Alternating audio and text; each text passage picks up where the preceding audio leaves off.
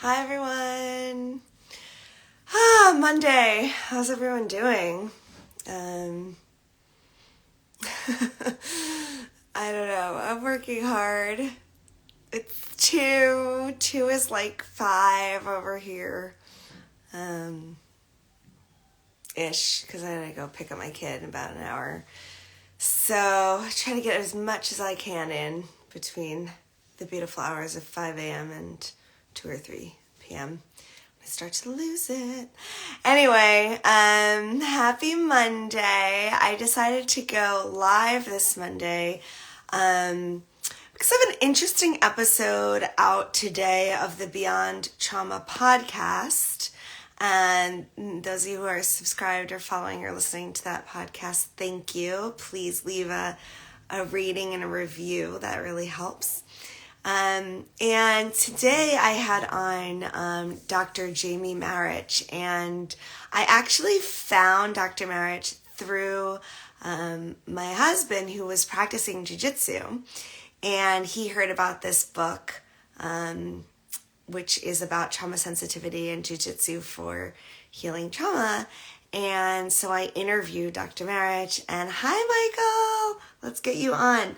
And I wanted to bring someone else on who knows more about Jiu-Jitsu than I do, and also knows about yoga, so we could just talk about these different practices, martial arts, sports, different styles of movement, and are they inherently trauma sensitive? How can they be more so? What are like the differences in a self-defense practice and a yoga practice? So I have so many questions, and I'm so curious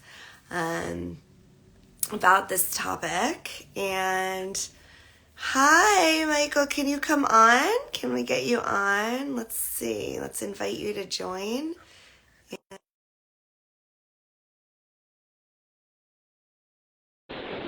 Hopefully you can come and join us. There we go. Hey. Thank you for having me. Oh my gosh. Thanks for making time to chat. Thank you. How are you?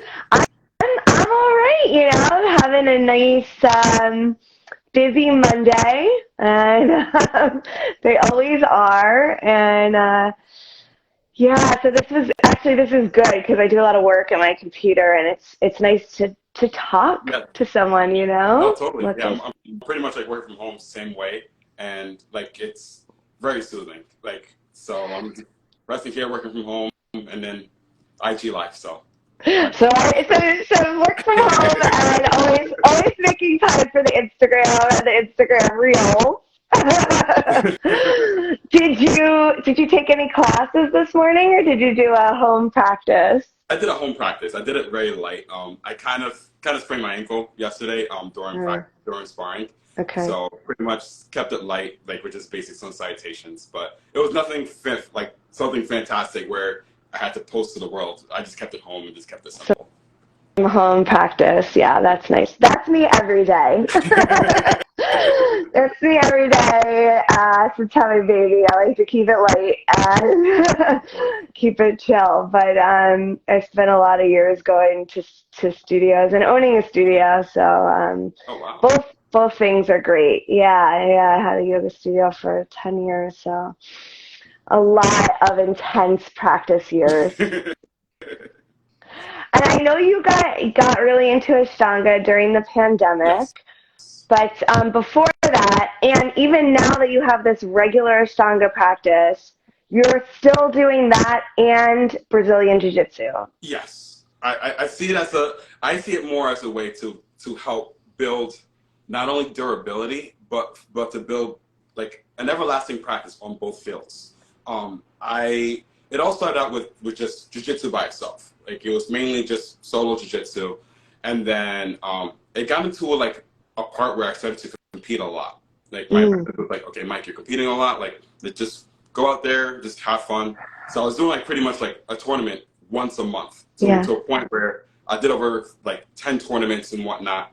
But I never really thought about recovery. I never thought about how do I heal my body up, like after practice and whatnot. There were some times where like I'll I'll practice with people that are bigger than me, like taller or bigger in size, and I'm trying to control them, but then my body feels so sore the next day. It almost feels like I can't move too much. Yeah. So then, for some reason, the pandemic came along. I think the pandemic helped me to be more open-minded in terms of what I can do beyond jiu-jitsu to add into my disciplined life already. It's so interesting what you said about jiu-jitsu and the different body sizes, yes. because it's something that comes up in Dr. Marich's work and in an interview with her, which she talks to, because she wrote this book about jiu-jitsu healing trauma, which is so interesting. Wow. Yeah, and one of the things she talks about is for smaller bodied people, especially for women or women identifying folks who are smaller, that there's a lot that you learn about how to use your body so that you could feel strong and empowered even if you're working with someone who's larger than you. Yes, and that's the pure passion behind jiu-jitsu, is that it's learning to use your body, and by using simple techniques, it's guaranteed techniques that can be used onto anybody of any size, whether they're big, they're small, lanky, or even timid. Jiu-jitsu techniques are made for all. So it's almost like almost like yoga, where yoga is made as a piece where it's fit for everyone. It plays the same role within jiu-jitsu as well. Yeah, I mean, I see that, although like with jiu-jitsu, are you immediately with partner work? Because yes, that's intense. Yes, so it's immediately. So pretty much when you start out, like, first thing you do is that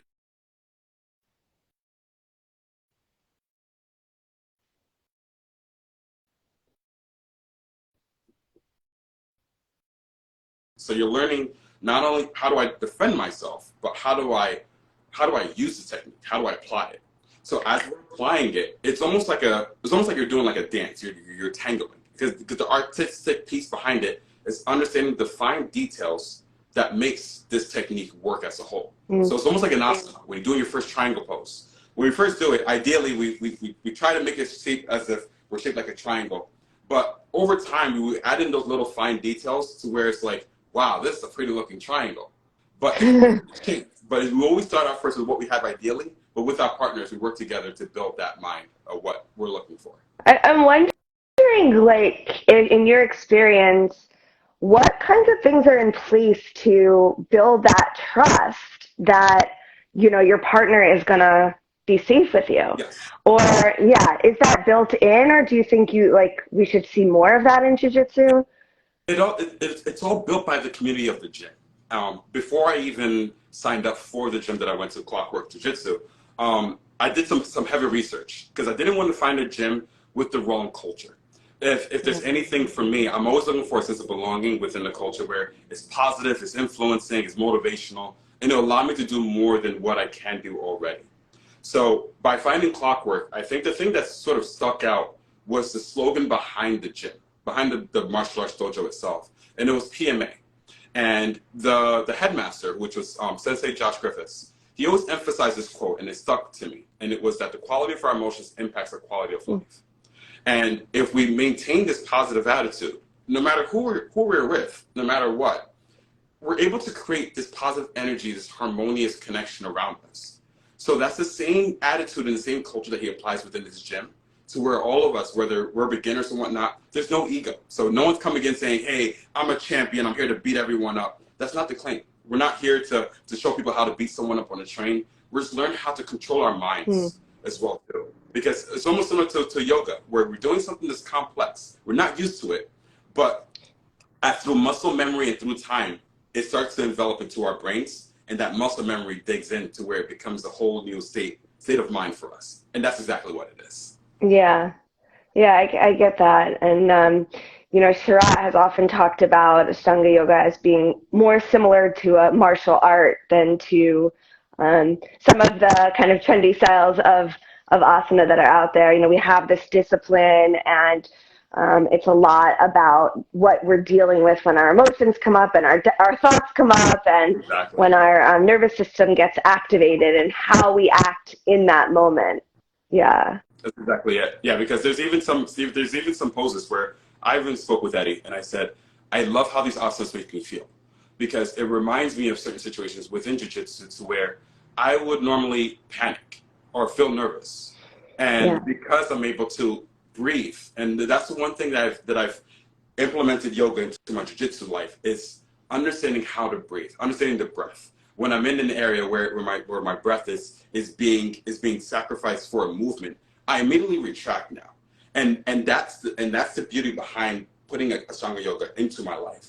So there's other things that I could also add in. I could go for days, because I literally wrote like a notebook. Like when we're inhaling to lift up, we actually gain more strength. So if we're ever lifting like boxes and whatnot, if you lift with an inhale, you're almost lightening your body so you can lift up the boxes a lot easier. Yeah. And then if I ever want to drop my weight, I just exhale down. So people think I'm a magician in class, because like, how do you do that? How do you do that? And I'm like, it's all through the breath. Yeah, so I also, from what I understand about jiu-jitsu, depending on your gym and your teacher, some teachers may emphasize breath more, but it sounds like there wasn't a lot of emphasis on breath, or it didn't click for you until you started adding Ashtanga Yoga. Exactly. Yes, because I was always the kid that would always hold my breath if I'm lifting up anything. Yes. I realized that wasn't the case, and that's what I shouldn't have been doing. Yeah. But luckily, my jiu-jitsu teacher was a Ashtanga Yoga practitioner. So he was able to help me also like apply those things from Ashtanga Yoga into it. So it's like a lot of the stamina that you learn from Ashtanga Yoga, just think of it as breathing. When you're breathing fast, you're gonna tire yourself out. You're gonna start sweating a lot. So it's all within the breath. Keep that same inhale exhale ratio as you're going in as well. And this allowed me to build more stamina as well too for jiu-jitsu, and then relatively back to yoga. I always tell my students, like I always would see students when they are about to go into Utplutihi, where you're lifting your body off the ground, they always breathe like first, and then hold it, and then try to lift. And you need to breathe as you're going up. Exactly. That's awesome. I love how that's working for you. Oh, no, totally. Yeah. So pretty much now, like it's gotten to a point where it's shown a lot of value, not only within our gym, but to a point where our sensei actually started to implement classes on Sundays. So where we have Sunday morning intro to yoga. And this is to help the existing practitioners of jiu-jitsu to start getting to the ease of yoga, because not everyone has an understanding of yoga, such as you and myself. People are still learning yoga from the beginning, thinking, hey, maybe it's some religious practice, maybe it's stretching, maybe it's just like poses and whatnot. But there's so many more factors. So I wanted to create that gateway and to allow people to start expanding their minds, becoming more open-minded, because usually what happens within jiu-jitsu is that there's not much of a way where people build a good, solid recovery system after practice, after doing it for years, because usually your body tends to build a lot of calluses. So it's almost like you're turning to a rock in a way. And with yoga that I'm doing, it's almost reversing that. Like some of the hard calluses that I have within my fingers even are diminishing away, because now that I'm doing yoga more, I'm able to put more blood flow within my body, within the system.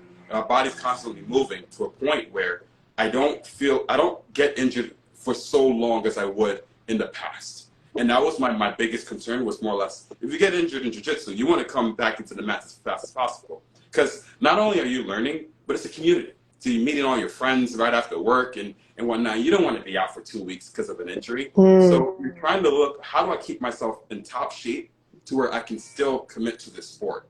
So with yoga, I'm able to keep myself in shape. So when I wake up in the morning, I go out to Eddie's, do primary series, and then I head straight to work. Then I go to jiu-jitsu right after, and then I call it a night, and I do the same thing again and again and again. And it's weird, because you normally would think like your body would like probably give up on itself, but because you created this motion, and with the yoga that's healing you up in the morning, it's such a beautiful thing, because you don't feel as if those heavyweights are applying so much pressure. Because you think of it more as, okay, this is Eddie Stern just applying pressure, and all I have to do is just maintain my breath. And now that I'm calm, it intimidates the people that are on top. They're like, hey, why aren't you panicking? You're supposed to be panicking. But I'm like, no, this is totally and now they feel scared.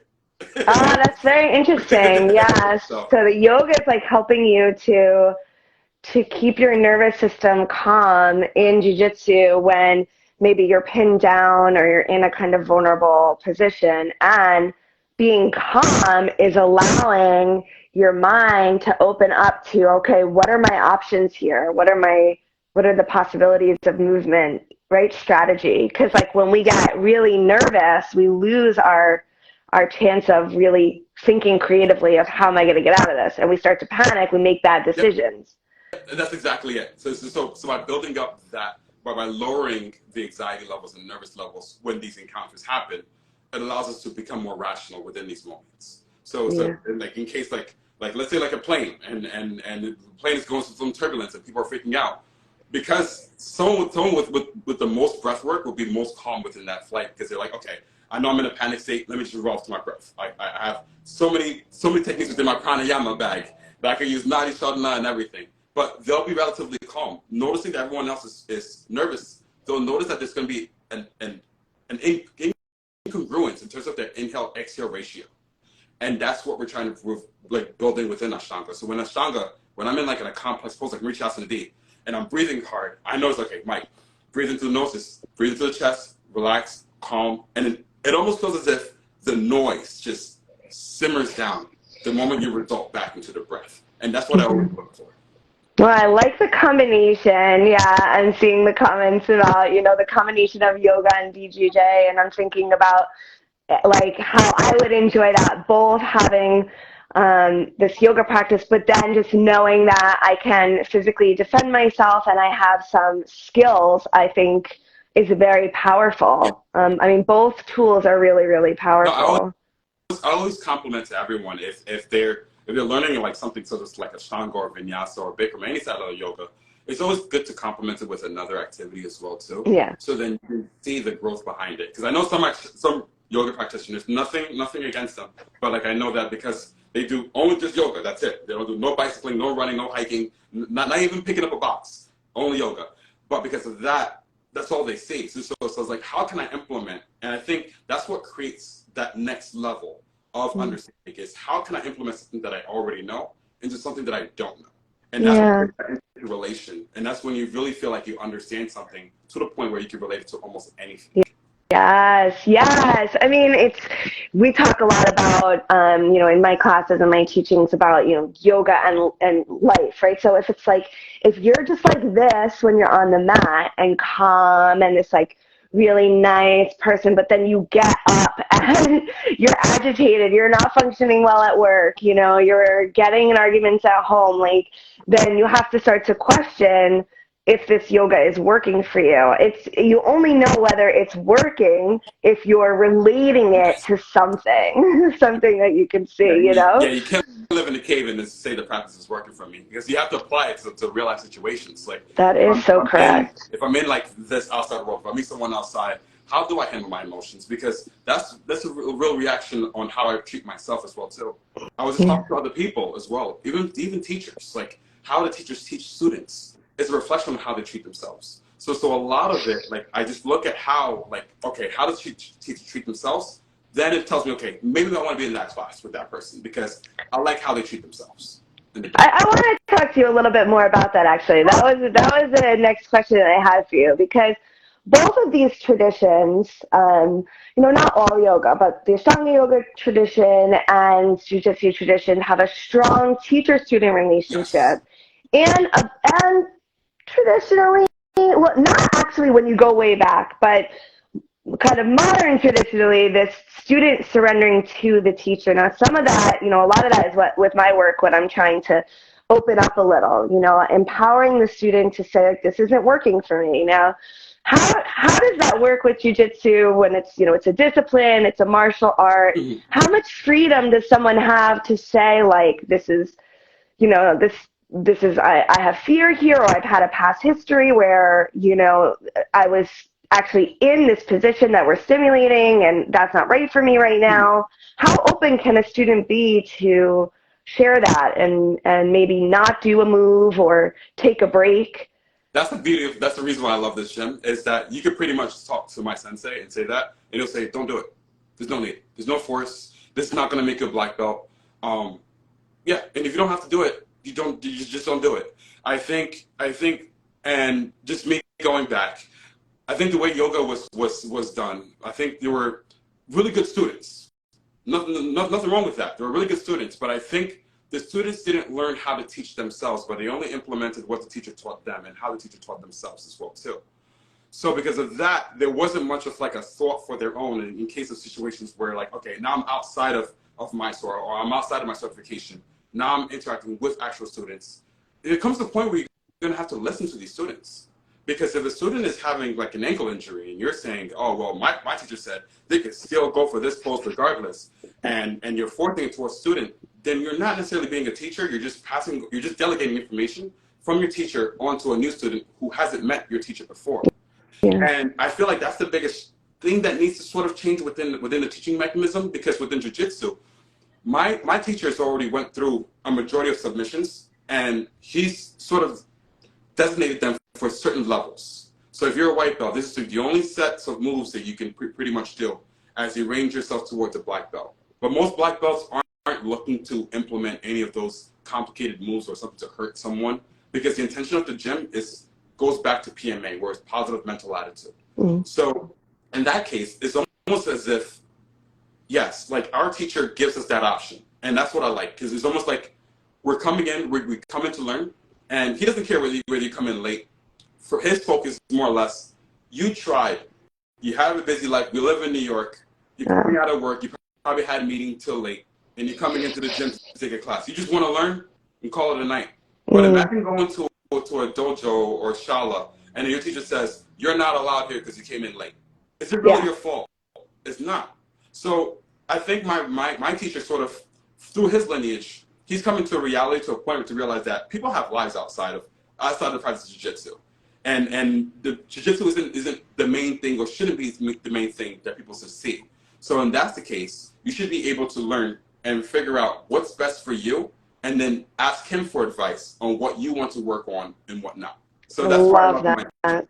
You know, I love that. You know, I was just training yoga teachers in trauma sensitivity this weekend, and one of the students was sharing about how someone walked into one of her classes late. She wasn't a teacher, she was in the class, and it was someone who had never been before and wasn't like the kind of typical body type, already had ways of standing out where you could tell they didn't feel uncomfortable. And the teacher reprimanded them for walking in late, where obviously like they were doing everything just to show up that day, right? And it's like, we're not living off in the mountains somewhere. You know, you're in New York City. I lived there for a long time. I'll be back in a couple days, actually. And I have a little bit of a calmer life here in the country. But as I said, you know, I've become a mom, and it's just like the realities of life demand a lot of different things. We have a lot of different roles. And when we're trying to show up and that teacher just like puts us down, it's not cool. It's not. Yeah. It's not. And also, like, there was even a couple of things I even spoke with Eddie about, because I'm very open with my thoughts and stuff within Ashtanga. And it was that, like, within even newcomers as well, too. Like, I even felt that, like, there has to be some sort of new process. Like, do you feel, like, even for me, I'm also thinking, when a new student comes into Ashtanga, should the first thing be a lead class, or should it be a Mysore class? And I think most people don't really understand when they come in, and that's where it creates that confusion to where they're lost, and that's what may create that revolving door. And I feel like with that, if there's a bit more hand-holding, more guiding, and much more of like, okay, we're humans. Like, none of us are deities. None of us are going to reach to like Ashtangi heaven and whatnot. We're all in this together. We're all struggling, but we're here to learn and to build a community. I feel like there'll be a bigger demographic of people interested, rather than creating just the Olympics and having just, okay, these are the top because these are the ones that come in on time. These are the ones that are doing all the pranayamas straight and know all the Sanskrits. But there's still people that are looking to learn, but they have a lot of things going on. Like for me, it took me until I was 29 until I learned Jiu-Jitsu. And I wanted to do it when I was 14. So certain things you're gonna have to go through life until you finally do the things that you really want to do. And that's the way it is. If we were living in a place where money wasn't a thing and we didn't have subways and we lived in a village up in the mountains and I was late, then yes, you can leave me outside in the rain. I deserve it. But we're in 2023 here, and nobody's writing things on palm leaves anymore. So I was just thinking it's going to take me till 50 to get started, but maybe not. Maybe not. You know, one of the things that my husband and I are sure about is that we want, you know, we're not going to be those parents that have our kid in every single class of different. That's actually one of the reasons we left the city. Is like children are so overscheduled, and you know they have to take this many languages and this many sports and this many, and we just want a more, you know, it's hard on their nervous systems because they feel like they have to perform at such a young age.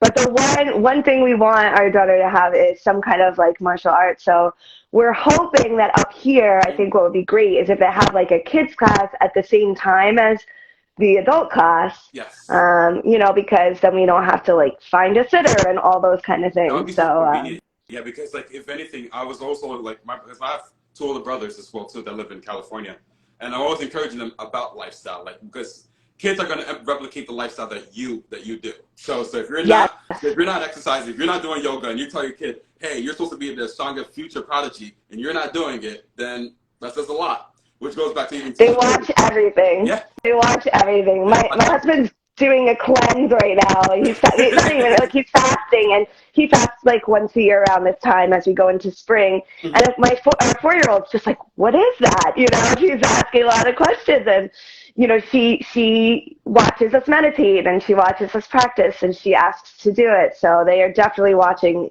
everything that we do. Yeah, no, totally. Because I remember when my nephew started watching me, because he saw me practicing like Ashtanga like far away, and he was like, "Can I practice with you?" I was like, "Sure." And then he's just doing it. He has all the energy. Like I'm like, where is this kid gonna stop?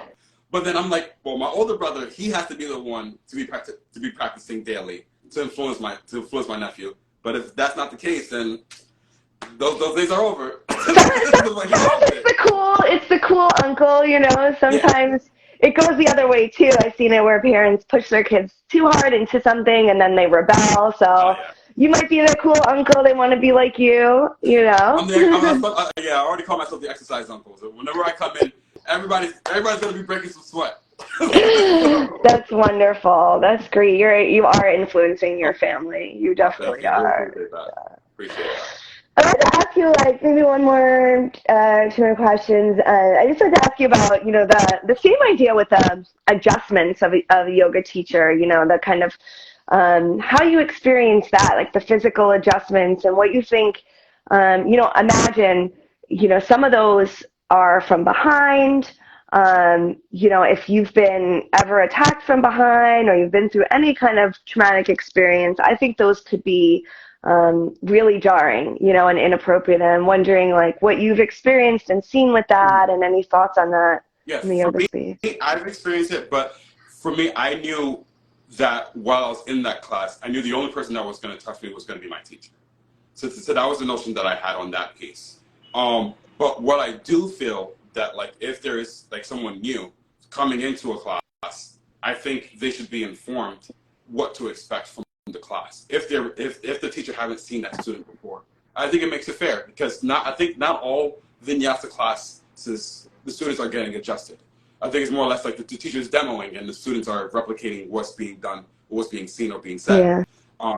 But I think with Ashtanga, yes, I think that's one thing that's not really said, and it's sort of like everyone just sort of speaks amongst themselves. So I think, if anything, if there's a better sense of communication being out there, because if someone who's new, they're going to say, well, yeah, the teacher, like, he adjusted me from behind, but I don't know how it felt. And if the other students are like, yeah, he adjusts me all the time, don't worry about it, it's fine.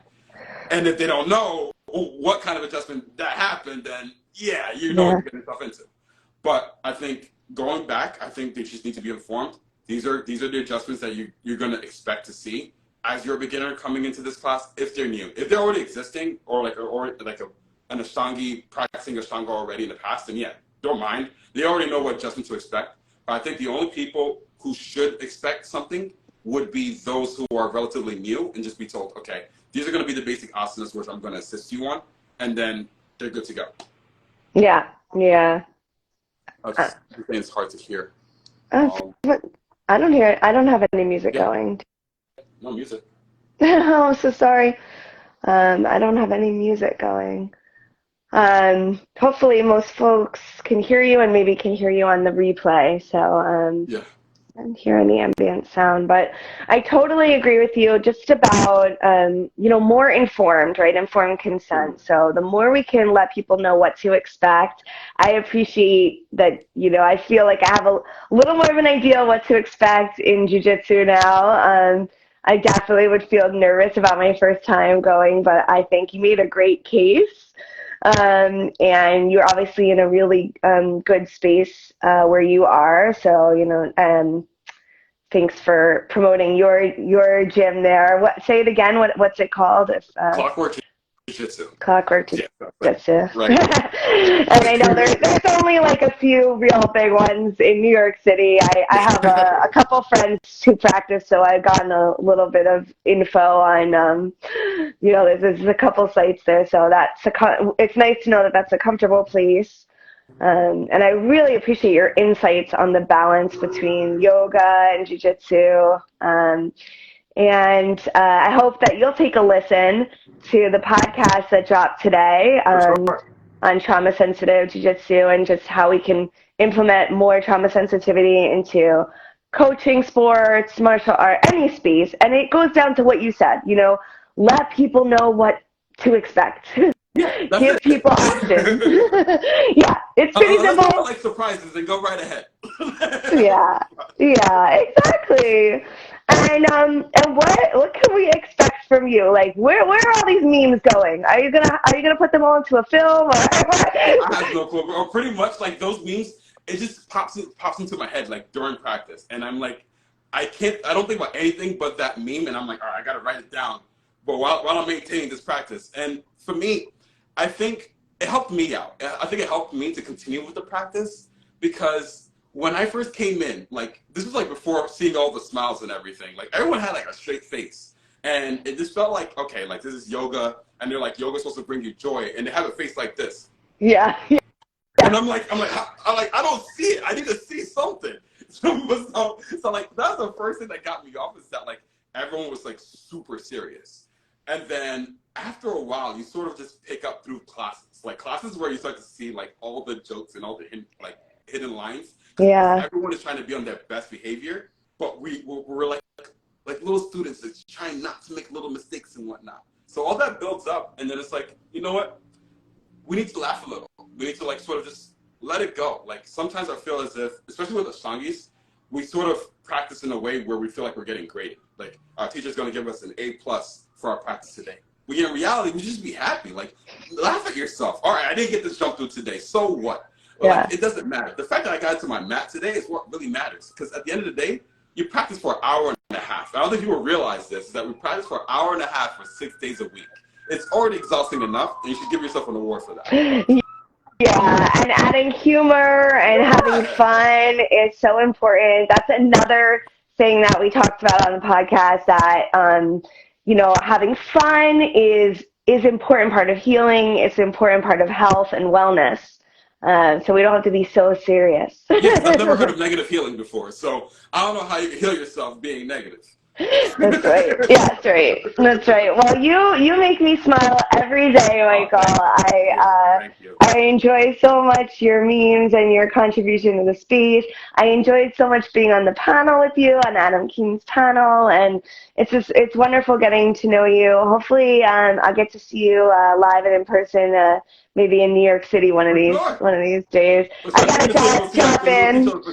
I'm going to drop in on Eddie's for sure. I owe the Ganesha Temple a visit. And is there anything that I didn't ask you that you feel is important to say, or just anything? Not really. I think if anything, we're just bringing the awareness of how yoga can be implemented in different fields, such as martial arts and sports and whatnot. So I think, if anything, I think the learning lesson from this is if you're already just practicing just yoga, apply a new sport. Try bicycling. Try soccer. Spring is coming. Summer's coming. So more outdoor sports. Yes. Test your Ashtanga skills out.